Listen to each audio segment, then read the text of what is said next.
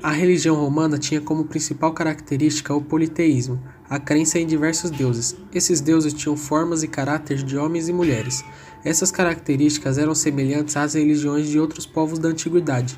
Isso possibilitou que os romanos, ao longo do tempo, passassem a adotar o culto a deuses de povos que eles estabeleciam contato, assimilando esses deuses à religião romana. Os deuses gregos foram as principais divindades assimiladas pelos romanos. A diferença era que os romanos davam nomes latinos a esses deuses. Por exemplo, o pai de quase todos os deuses era Zeus, para os gregos, mas para os romanos tratava-se de Júpiter. Rômulo e Remo.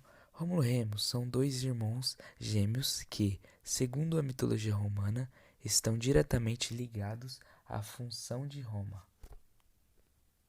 Tendo sido Rômulo especificadamente o fundador da cidade, segundo a lenda, filhos do rei de Marte e de Reia, os irmãos foram atirados a um rio para morrerem afogados.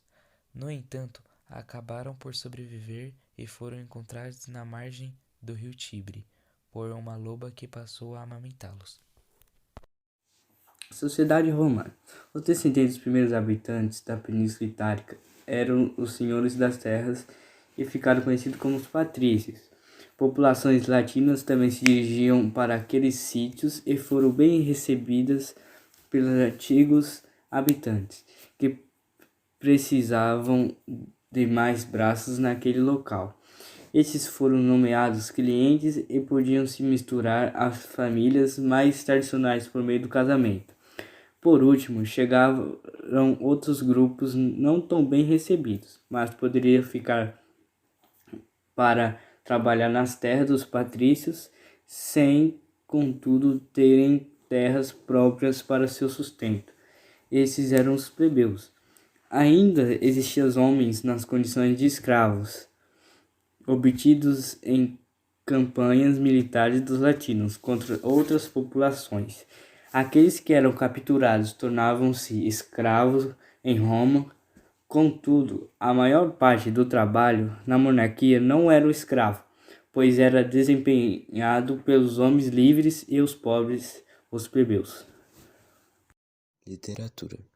A literatura romana foi muito desenvolvida, com a produção de textos poéticos e em prosa, mas os discursos políticos são os mais impressionantes desse universo literário.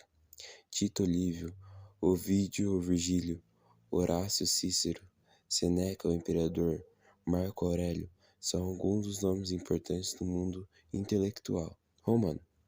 História, poesia, sátiras, filosofia e política foram campos de grande produção literária.